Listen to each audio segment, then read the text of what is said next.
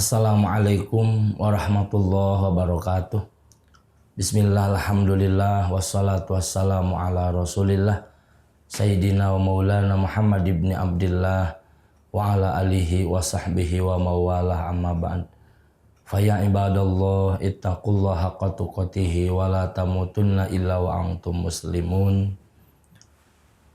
Pemirsa Sinyal Islam Indonesia yang saya hormati dan Allah muliakan dimanapun berada, alhamdulillah atas izin Allah Subhanahu wa Ta'ala, pada kali ini kita dipertemukan di pengajian Tauhid yang insya Allah pada pertemuan kali ini kita akan membahas tentang sifat kudrat Allah Subhanahu wa Ta'ala.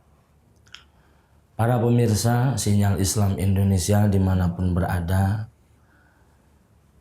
sifat kudrat bagi Allah Subhanahu wa Ta'ala ini adalah hal mutlak. Kudrat itu Allah berkuasa atas segala perkara. Bayangkan kalau Allah tidak kudrat, bagaimana Allah akan mengatur seluruh makhluk? Kalau Allah tidak berkuasa, bagaimana Allah akan mengatur seluruh alam? Tetapi karena Allah berkuasa, Allah yang maha kudrat, maka Allah mampu mengatur seluruh kehidupan, mampu mengatur seluruh alam. Alam jin diatur oleh Allah. Alam manusia diatur oleh Allah. Alam hewan-hewanan, hewan yang ada di udara diatur oleh Allah. Hewan yang ada di darat diatur oleh Allah. Hewan yang ada di lautan pun diatur oleh Allah Subhanahu wa Ta'ala. Bahkan saking hebatnya kudrat Allah Subhanahu wa Ta'ala, pernah ketika Rasulullah Shallallahu Alaihi Wasallam sedang berjalan dengan Anas bin Malik, Rasul bertanya kepada Anas bin Malik, "Wahai Anas, tahukah maksud kicauan burung tersebut?"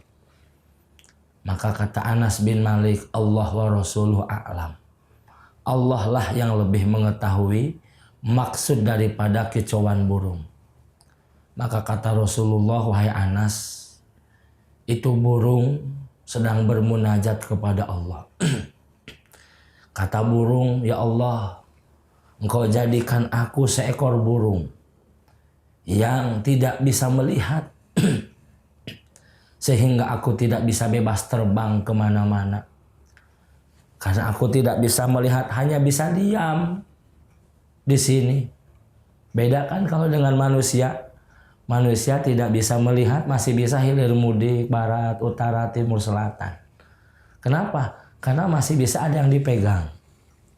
Kalau burung tidak bisa melihat, memegang apa? Karena dia terbang. Kemudian kata burung, "Ya Allah, hari ini, detik ini saya lapar ya Allah. Harus gimana? Saya nggak bisa apa-apa ya Allah." Betul-betul tawakal sama Allah Subhanahu wa Ta'ala. Tapi atas izin Allah, dengan kudrat Allah Subhanahu wa Ta'ala, datang seekor burung membawa makanan. Hinggap di tempat burung yang tidak bisa melihat tersebut. Akhirnya seekor burung yang bawa makanan menyuapi burung yang buta. Disuapi terus sampai merasa kenyang. Si burung yang buta ini sampai merasa kenyang, disuapi oleh burung yang dikirim oleh Allah dengan membawa makanan. Ketika sudah kenyang, burung itu berkicau lagi. Terdengar oleh Rasulullah SAW. Kemudian Rasul bertanya kepada Anas bin Malik, "Wahai Anas, tahukah kamu apa maksud kicauan daripada burung tersebut?" Kata Anas bin Malik, "Allah wa rasuluhu a'lam." Allah dan Rasulnya lebih mengetahui. Maka kata Rasulullah, "Wahai Anas, Itu burung sedang memuji kepada Allah. Alhamdulillahilladzi lam tansa man dzakara. Segala puji bagi Allah yang Allah tidak akan pernah melupakan hambanya yang senantiasa berzikir kepada Allah Subhanahu wa ta'ala. Segala puji bagi Allah yang Allah tidak akan pernah melupakan hambanya yang senantiasa berzikir kepada Allah Subhanahu wa ta'ala. Hebatnya kudrat Allah Subhanahu wa ta'ala sampai ke sana. Maka hadirin yang dirahmati oleh Allah Subhanahu wa ta'ala, di sini sifat kudrat ketika karena sasaran daripada kudrat Allah itu adalah alam. Yang disebut alam itu adalah masiwallah, selain Allah. Jadi sasaran kerjanya, kalau bahasa sekarang, sasaran kerjanya sifat kudrat itu adalah alam masiwallah. Maka antara kudrat dengan makhluk itu ada hubungan, ada ta'alluq. Ta'alluqnya itu ada 7 tingkatan. Yang pertama ada ta'alluq yang pertama disebut ta'alluq suluhiyun qadimun. Yang pertama disebut ta'alluq suluhi qadim. Setelah ta'alluq suluhi qadim, kemudian ada 3 qabdah. Setiap dari tiap qabdah ada 3 tanjiji hadis. Jadi 3 qabdah, 3 tanjiji hadis, jumlahnya 6 tambah 1 ta'alluq suluhi qadim. Nah, ini adalah hubungannya antara kudrat Allah dengan alam, dengan makhluk itu masyaallah. Salah satu contoh ketika kudrat Allah berhubungan dengan kita, ketika kudrat Allah sasaran kerjanya kepada kita manusia, suluhiyun qadimun. Apa suluhiyun qadimun? Suluhiyun qadimun itu solahiyatuha pil azali lil ijad wal i'dam. Solahiyatuha, bisanya, mampunya kudrat Allah di zaman ajali itu lil ijad wal i'dam, untuk mengadakan kita dan untuk mentiadakan kita. Zaman ajali itu masih zaman nur, masih zaman Allah belum menciptakan makhluk apapun. Belum menciptakan. Belum ada setan, belum ada malaikat, belum ada jin, manusia apalagi. Tidak ada surga, tidak ada neraka, alam dunia, semuanya tidak ada. Yang ada hanya Allah Subhanahu wa ta'ala. Nah, di sana Allah sedang berencana dan Allah merencanakan bahwa akan menciptakan alam. Allah akan menciptakan alam jin. Bagaimana sih bentuknya alam jin? Siapa aja yang akan menghuni alam jin? Dari semulai jin diciptakan sampai jin wafat nanti kiamat. Itu sudah tergambar jelas oleh Allah SWT. Allah akan menciptakan alam manusia, yaitu alam dunia. Apa saja sih yang dibutuhkan oleh manusia? Lautannya Allah ciptakan, gunungnya Allah ciptakan, daratannya Allah ciptakan. Kemudian siapa sih yang akan menghuni alam itu? Dari mulai makhluk pertama yang dari mulai manusia pertama yang Allah ciptakan, Nabi Adam dengan pasangannya Siti Hawa. Sampai Allah ciptakan lagi manusia-manusia berikutnya sampai manusia akhir zaman. Dan pasangannya dan berbagai macam kehidupan. Itu sudah Allah siapkan. Sudah Allah rencanakan pada waktu itu. Bahkan adanya kita sekarang itu adalah tidak akan lepas daripada rencananya Allah di zaman suluhiyun qadimun. di zaman ajali. Berbicaranya saya sekarang lewat media Sinyal Islam Indonesia itu tidak akan lepas daripada rencananya Allah di zaman ajali. Kita sekarang hanya membuktikan rencananya Allah di zaman ajali. Itu sulhun qadimun. Sudah terencana sedemikian rupa, rapi, sempurna sedemikian rupa. Siapa yang harus ada, siapa yang harus tiada.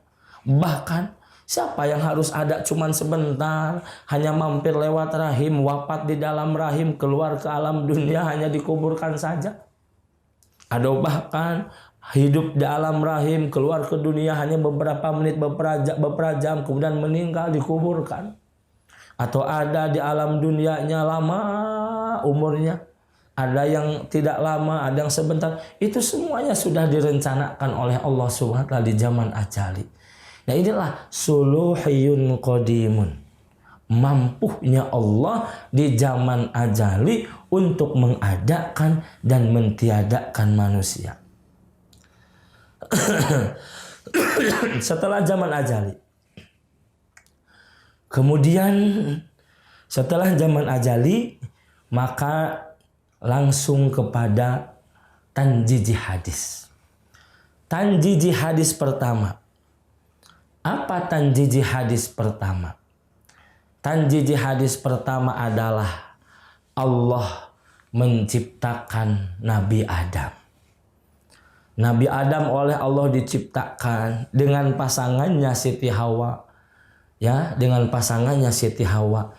Itu ada di dalam qabdah Allah Subhanahu wa taala. Qabdah pertama. Apa itu qabdah? Ada di dalam genggaman Allah Subhanahu wa taala. Karena yang namanya makhluk tidak akan bisa lepas daripada genggaman Allah Subhanahu wa taala. Hatta daun yang jatuh dari pohon, ranting yang patah dari pohon, itu tidak akan bisa lepas daripada genggaman Allah Subhanahu wa taala. Tidak ada yang kebetulan di alam dunia ini. Semuanya atas qabdah Allah Subhanahu wa taala. Tidak ada yang kebetulan.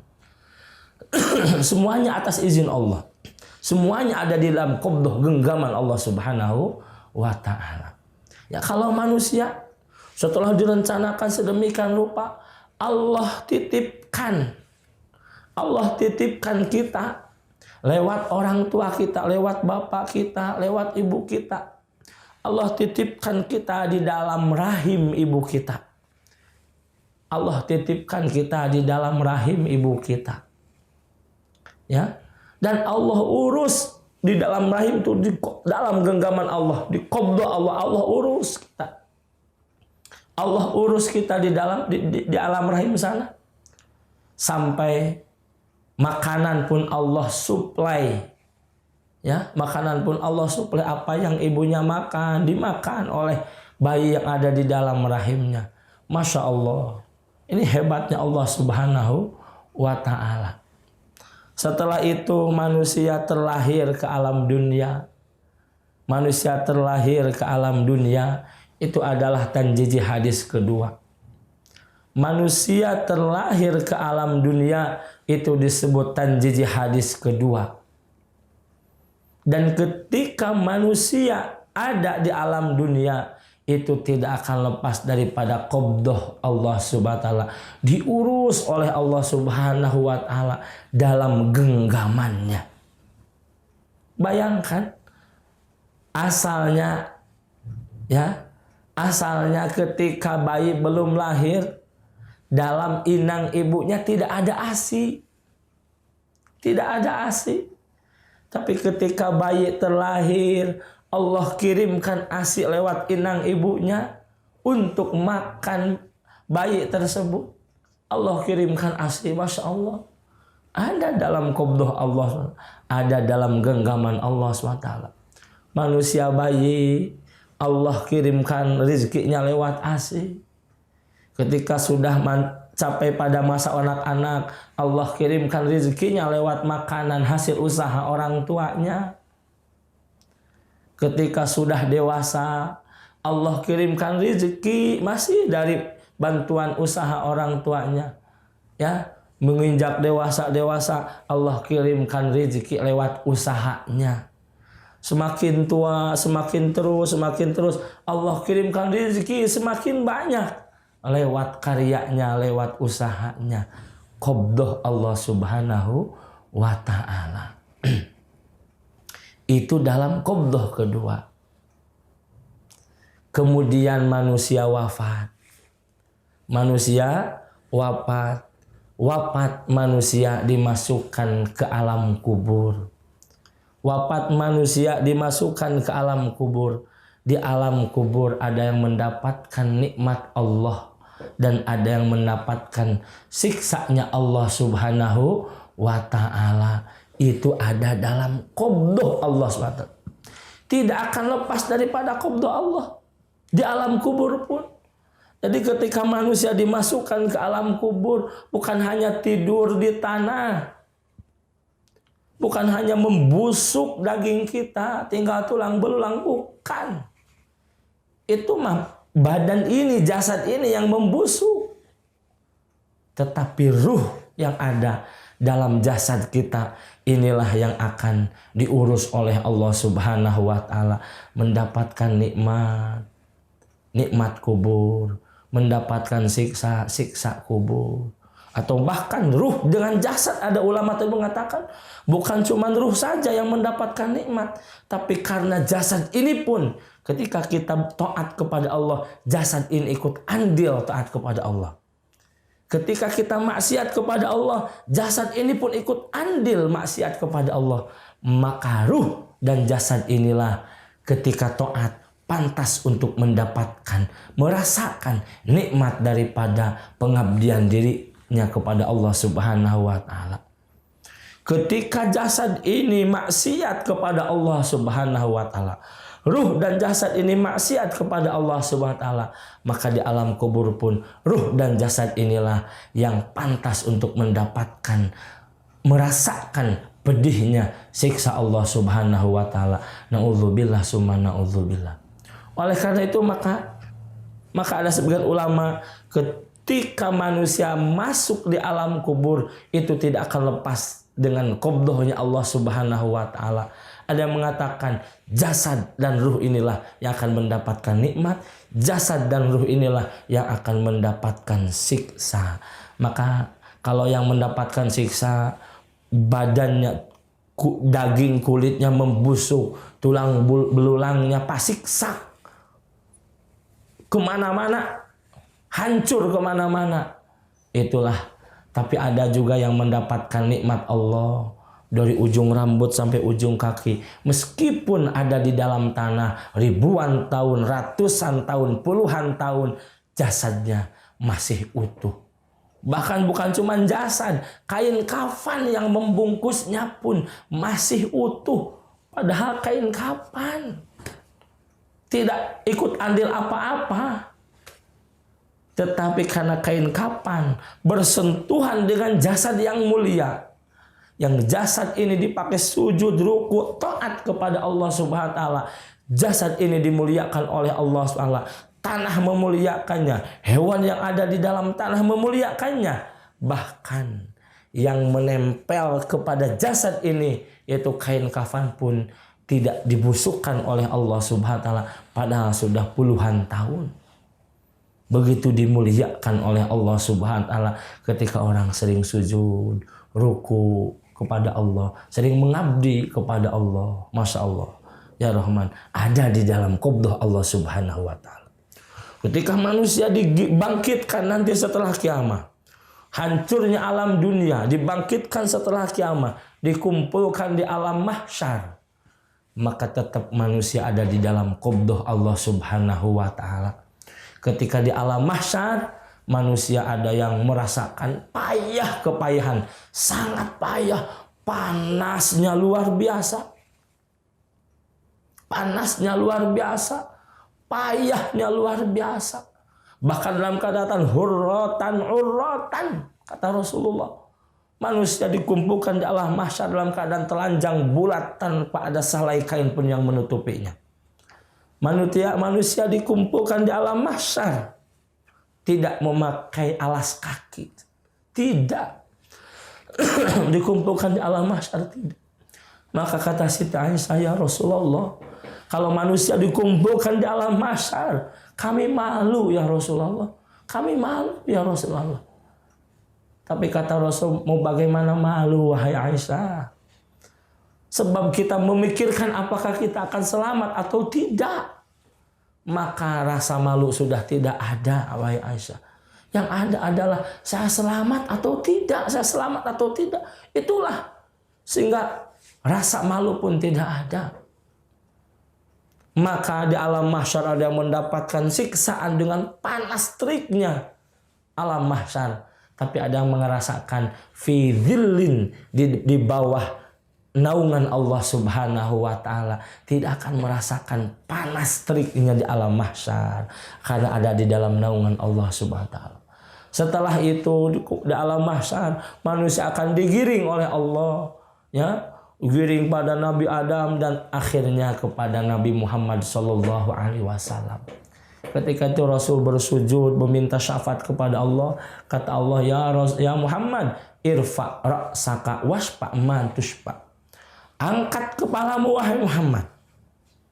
Isfa ma tushfa, berikanlah pertolongan kepada siapa hendak kau memberikan pertolongan. Ketika itu Rasul langsung memanggil umatnya, ummati, ummati, ummati.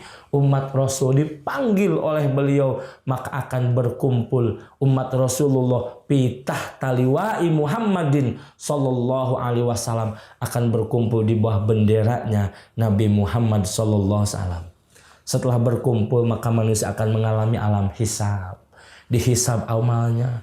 Amal yang pertama dihisab adalah awwalu ma yuhasabu ilallah as-salat. Amal yang pertama dihisab adalah salat. Di sana yang menjadi pengacara kita, yang menjadi pembimbing kita siapa? Rasulullah SAW. Orang yang sering ruku sujud, orang yang sering banyak membacakan sholawat, maka di sana Rasulullah akan membela kita.